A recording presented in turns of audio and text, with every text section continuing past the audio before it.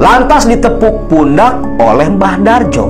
Kaget Lukman dan Jahro, karena ketika telapak tangan Mbah Darjo menyentuh pundak mereka berdua, ada sentuhan rasa hangat yang langsung mengalir ke sekujur tubuh mereka. Mereka berdua keheranan, lantas menatap ke Mbah Darjo yang hanya tersenyum menyeringai. Makin lama terdengar makin jelas suara langkah kaki yang menginjak dedaunan dan ranting-ranting kering. Gemerisik mendekat ke posisi mereka bertiga. Jahro dan Lukman gemetar ketakutan karena mereka tahu itu suara hadirnya para siluman.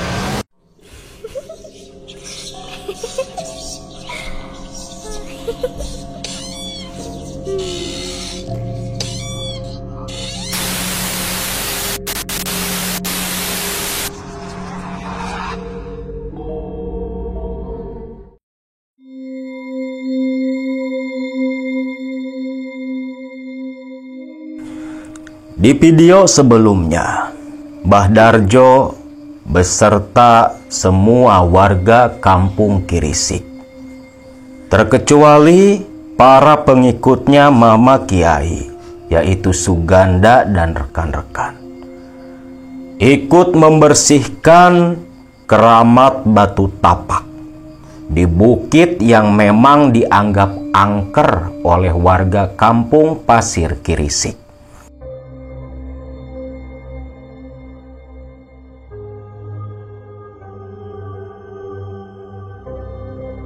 Waktu itu, selepas Mbah Darjo dan warga pulang ke rumah, Mbah Darjo berbicara kepada sang istri Nini Aun. "Nik, siapkan keperluan sesaji untuk ritual nanti malam. Karena mulai saat ini, hal seperti itu harus dirutinkan setiap hari. Itu adalah perintah dari Kiai Kuncung Putih, leluhur kita," ucap Mbah Darjo kepada istrinya Nini Aun. Nini Aun pun menurut. Dia lantas keluar rumah, langsung memetik bunga-bunga yang memang ditanam di halaman. 7 rupa bunga, 7 warna diambil Nini Aun untuk ritual Mbah Darjo nanti malam. Lalu tepat selepas maghrib, seperti kebiasaan Mbah Darjo, ritual atau biasa dibilang susuguh mulai disiapkan berupa beberapa jenis minuman. Kopi pahit, kopi manis, teh pahit, dan segelas air putih yang ditaburi kembang mawar. Selepas itu sesaji pun dibawa masuk ke dalam kamar. Tempat pembakaran kemenyan sudah menyala. Menyan dibakar, asap pun langsung menyeruak memenuhi kamar kecil di rumah Mbah Darjo. Hampir 1 jam lamanya Mbah Darjo duduk semedi menghadap sesaji. Selepas ritual selesai, Mbah Darjo yang memang begitu kelelahan seharian gotong royong dengan warga di keramat batu tapak, dia pun lantas mengajak sang istri langsung tertidur lelap. Malam itu, dalam tidurnya, Mbah Darjo bermimpi dia didatangi oleh sosok Kiai Kuncung Putih dan seorang lelaki tua berpakaian serba hitam, yang dimana lelaki tua itu tak lain tak bukan adalah Aki Jumadi, bapak kandung dari Mbah Darjo yang sudah puluhan tahun lalu meninggal dunia.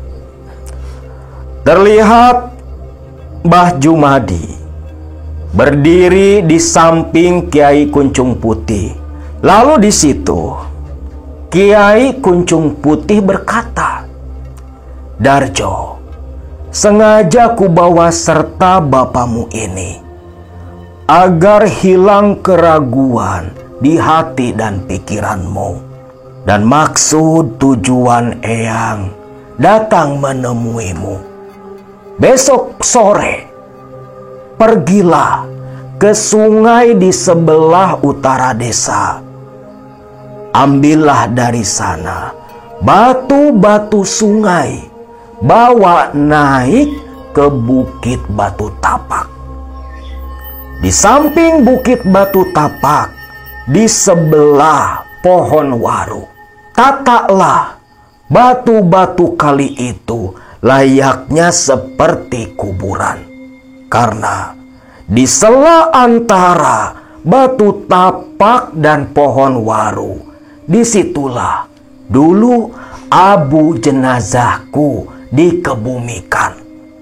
Ingat, selepas asar kau pergilah dan naik ke Bukit Batu Tapak sebelum maghrib tiba."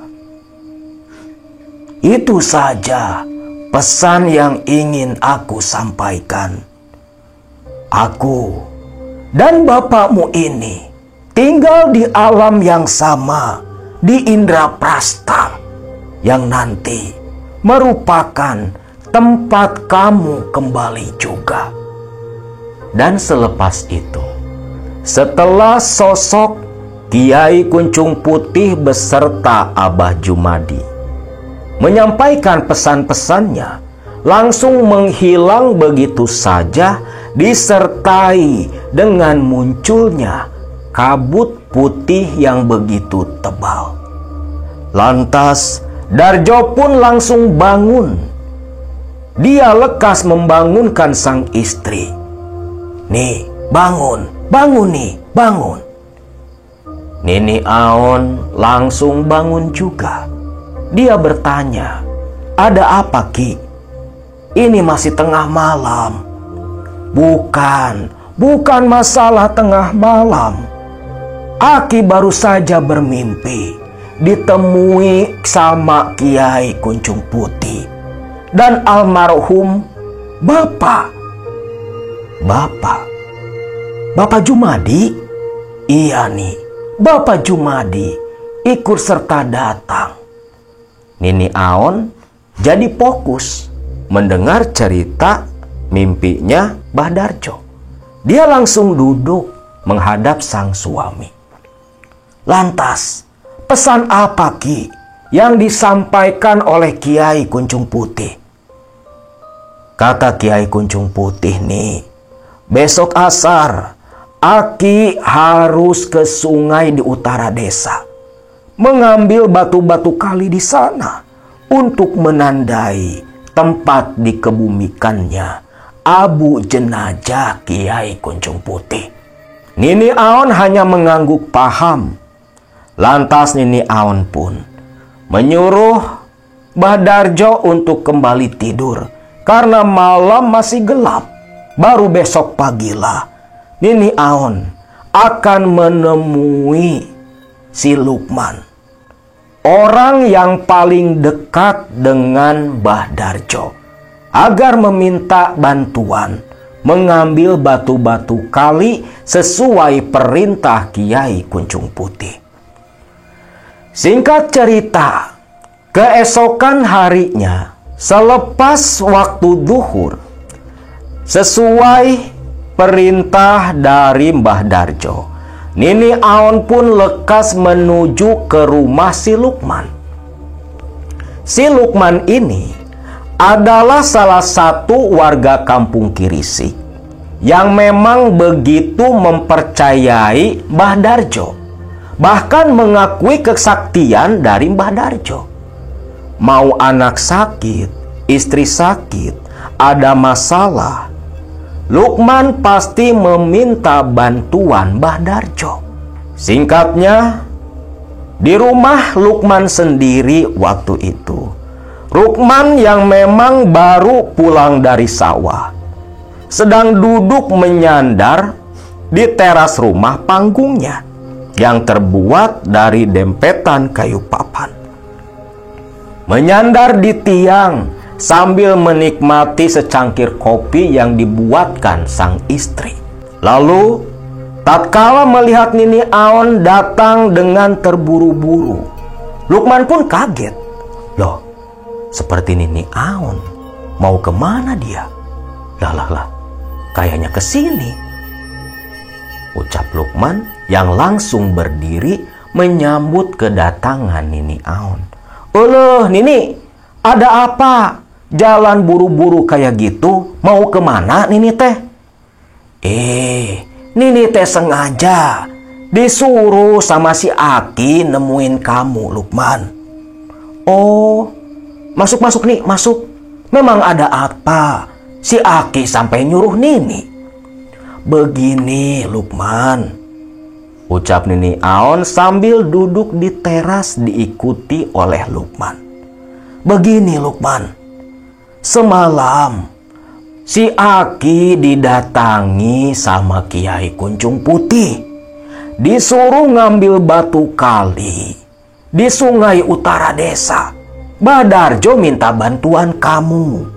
Sekalian nanti kamu temui si Jahro, biar kerjaan cepat dan ringan. Oh, buat apa katanya nih? Nanti juga Mbah Darjo, si Aki yang bakal jelasin sama kalian. Nanti jam 2 langsung saja ke rumah, berangkat bareng-bareng dari rumah Nini. Jangan lupa kasih tahu si Jahro. Lukman pun hanya mengangguk paham atas perintah dari Ki Darjo yang disampaikan Nini Aon.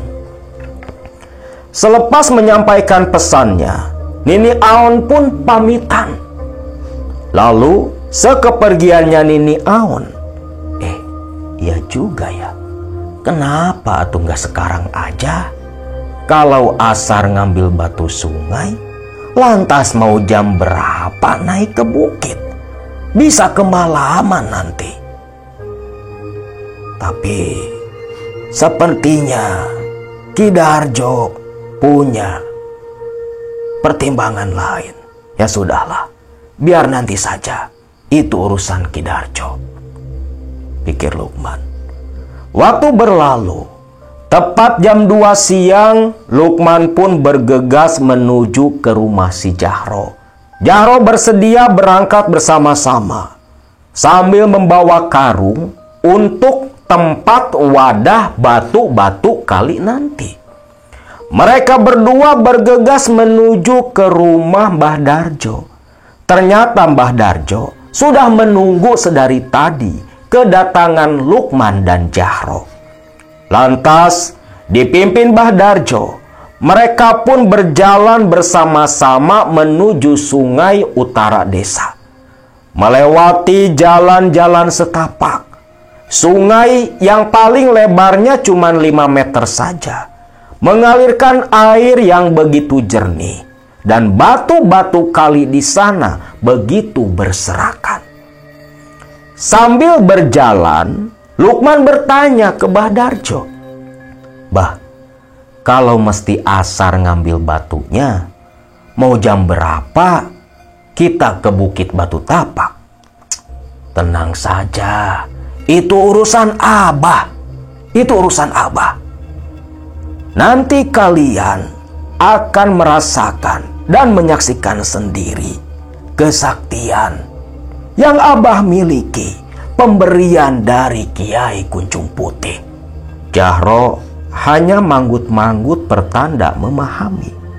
Sampai tibalah mereka di pinggiran sungai yang kebetulan airnya lagi dangkal, sedang surut kala itu. "Sekarang kalian turun, ambil batu-batu kali yang berwarna hitam sebanyak-banyaknya untuk penanda kuburannya Kiai Kuncung Putih." "Baik Ki." Turun tuh yang 2 orang. langsung memunguti batu-batu kali yang berbentuk bulat, lonjong. Cukup lama mereka berdua mengambil batu kali dari dasar sungai dibawa ke atas. Setelah terkumpul cukup banyak, hari sudah mulai gelap. Hampir jam 5 sore. Bah, ini sudah mau jam 5 sore. Apa keburu? Maghrib sudah sampai di Batu Tapak. Pasti keburu, pasti keburu. Sekarang lekas masukkan dalam karung. Jahro dan Lukman hanya saling pandang kebingungan. Karena di akal sehat mereka, gak mungkin nih maghrib udah sampai di atas bukit. Normalnya aja tanpa bawa beban, dari lokasi sungai ke bukit Batu Tapak itu bisa 3 jam. Karena memang jalannya memutar. Terlebih ini bawa beban batu 2 karung. Tapi mereka berdua nggak banyak protes. Saking hikmat dan taatnya ke Mbah Darjo. Batu-batu pun dimasukkan ke dalam karung. Kedua karung penuh dengan batu. Lukman dan Jahro langsung mencari batang pohon sebagai pemikul. Dapat batang pohon hampir sebesar pergelangan betis, panjangnya sekitar 2 meter lebih. Digunakan untuk memikul 2 karung batu. Ki, sudah siap, tinggal diangkut saja. Sebentar dulu. Kalian duduk di samping batu, pejamkan mata. Loh, buat apa, Ki? Nanti kalian merasakan sendiri. Nurut saja. Jahro pun hanya menurut. Duduk di samping karung yang berisi batu memejamkan mata. Sedangkan Mbah Darjo duduk bersila di belakang mereka berdua. Memejamkan mata pula yang ternyata Mbah Darjo memanggil pasukan lelembutan bangsa siluman bawahan dari Kiai Kuncung Putih untuk membantu Jahro dan Lukman memikul 2 karung batu yang begitu berat. Hampir 15 menit lamanya mereka duduk bersila. Lantas ditepuk pundak oleh Mbah Darjo. Kaget Lukman dan Jahro. Karena ketika telapak tangan Mbah Darjo menyentuh pundak mereka berdua, ada sentuhan rasa hangat yang langsung mengalir ke sekujur tubuh mereka. Mereka berdua keheranan, lantas menatap ke Mbah Darjo yang hanya tersenyum menyeringai. Ingat, sepanjang perjalanan nanti, apa yang kalian dengar, apa yang terlihat di mata kalian, jangan banyak bicara. Ikuti saja Aki. Lukman dan Jahro mengangguk paham. Lalu mulailah batu 2 karung itu dipikul bersama. Ketika dipikul, aneh memang. 2 karung batu terasa ringan seperti kapas. Tak ada beban. Sampai-sampai si Jahro berbisik ke Lukman. Man, bener-bener Mbah Darjo memang orang sakti. Hebat. Batu 2 karung bisa seringan kapas, bisa seringan bulu. Makanya, sudah, jangan banyak bicara. Kita ikuti Mbah Darjo. Mereka pun berjalan di belakang Mbah Darjo. Langit makin gelap. Betul-betul makin gelap. Agak khawatir. Jahro dan Lukman khawatir maghrib gak sampai. Namun, mereka yang tak sadar kalau berjalan di belakang Mbah Darjo itu jalannya begitu cepat, hanya tak nampak di mata saja. Baru saja dalam hati Lukman mengeluh, loh, kok dia menoleh ke si Jahro yang di belakang. Kok udah di sini? Lah, kok iya ya? Kok udah di bawah bukit? Mereka berdua kebingungan. Karena ketika tersadar tiba-tiba sudah di bawah kaki bukit. Mbah Darjo di depan seperti yang tahu pikiran kedua orang anak buahnya itu. Abah kan sudah bilang, jangan banyak berpikir, ikuti saja. Sebentar lagi kita sampai. Iya bah, jalanlah lagi mereka berdua. Naik ke Bukit Batu Tapak, itu jalannya cukup terjal. Hanya jalan setapak, itu pun baru dirintis beberapa hari lalu oleh warga yang gotong royong membersihkan batu tapak di atas bukit. Mereka terus berjalan. Ketika menaiki bukit, aneh memang dirasakan. Karena dua orang ini mendengar suara banyak langkah kaki di belakang mereka. Dan riuh orang-orang berbicara tanpa wujud yang terlihat. Mereka paham, itu sepertinya anak buahnya Mbah Darjo yang disebutkan ketika di pinggir sungai. Dan betul saja ketika sampai tepat di atas Bukit Batu Tapak, bertepatan dengan waktu maghrib tiba. Karena dari desa lain di kejauhan sana samar-samar terdengar suara azan. Selepas tiba di atas Bukit Batu Tapak, bah, ini ditumpungnya sebelah mana? Di situ, di antara celah batu tapak dan pohon waru, tumpuk seperti kuburan. Baik bah, langsung ditata. Batu ditata sedemikian rupa, berbentuk persegi. Singkat, selesai juga pekerjaan itu. Lantas Mbah Darjo meminta untuk dibawakan batu lonjong dari dalam karung. Batu lonjong? Perasaan gak ada batu lonjong panjang, bah? Ada batu lonjong panjang berwarna hitam di dalam karung itu. Jaro bingung, karena isi karung itu sudah dikeluarkan semua. Ragu-ragu Lukman pun menengok ke dalam karung. Ketika dilihat, ternyata ada batu lonjong panjang hampir setengah meter berwarna hitam legam. Dan yang lebih anehnya, permukaan batu itu begitu licin. Agak berkilau karena ketika terkena cahaya rembulan agak memantul dan membayang. Ini batu apa, Ki? Itu batu pemberian Kiai Kuncung Putih. Bukan batu dari alam kita, tapi batu dari swarga loka, tempat tinggal Kiai Kuncung Putih. Jaro pun mengangguk paham. Diserahkanlah batu setengah meter itu kepada Mbah Darjo, yang langsung Mbah Darjo tancapkan layaknya batu nisan. Nah, selepas nisan ditancapkan di situ, Mbah Darjo duduk bersila dan mengeluarkan sintung atau pelepah pohon kelapa yang sudah kering. Dia nyalakan dengan korek api, menimbulkan arang. Lalu Mbah Darjo membakar kemenyan.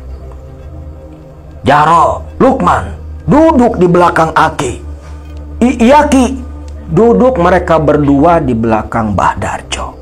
Lalu Mbah Darjo mulai memfokuskan pikirannya, berkonsentrasi, memanggil, memuja Kiai Kuncung Putih. Raja di raja, lelembutan penguasa bukit itu, sekaligus leluhur pendiri desa Karangnunggal. Semakin lama, alunan puji-pujian kepada Kiai Kuncung Putih mengalun lantang. Suasana di atas bukit semakin mencekam. Tak terdengar suara hewan apapun. Angin seolah berhenti. Suasana menjadi hening. Hanya lantunan puji-pujian Mbah Darjo yang menggema di atas bukit. Namun tiba-tiba keheningan itu berubah menjadi suara riuh.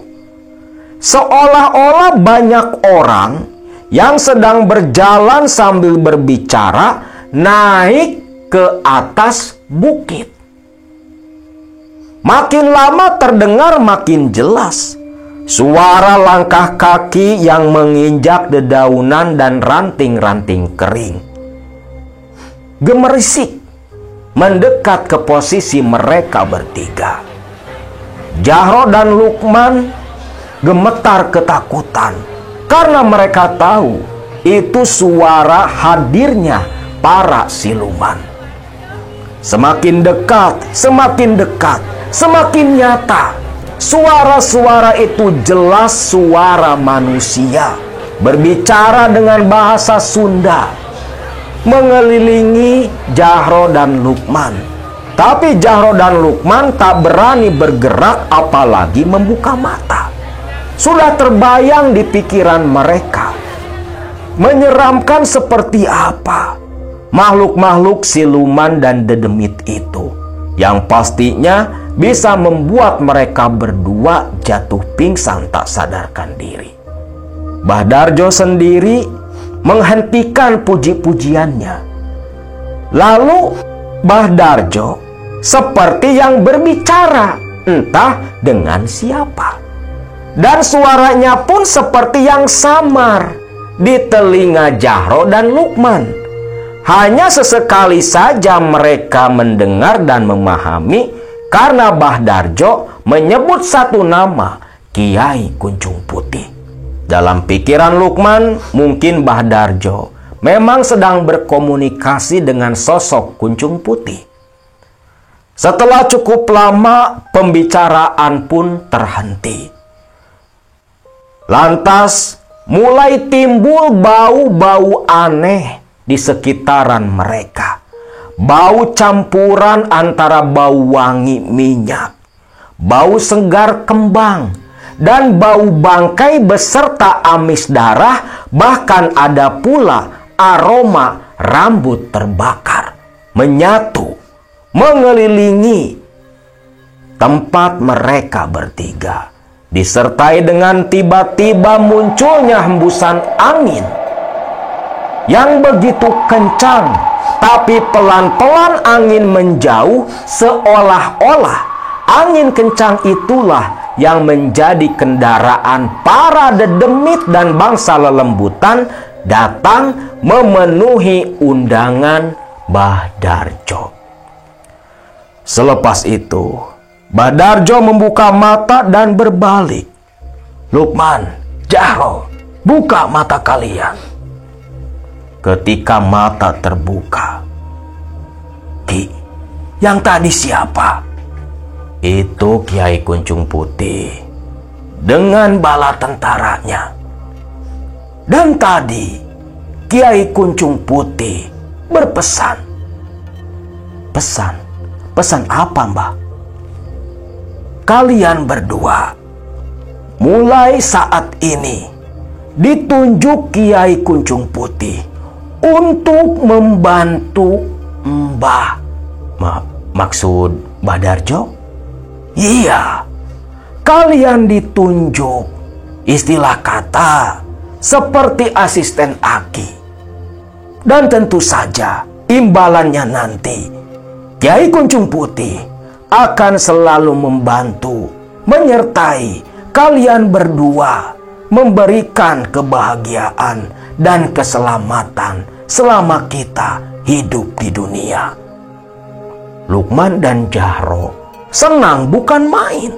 Setelah cukup lama berbincang di Bukit Batu Tapak, lantas Mbah Darjo mengajak mereka berdua untuk kembali pulang ke kampung Karangnunggal. Mbah, ini kan sudah gelap banget, Mbah. Apa mesti bikin obor dulu? Jalanan begitu terjal di bawah, Bah. Tenang saja, nanti ada pemandu. Tuh, kalian lihat. Begitu mereka berdua melongok ke bawah, kaget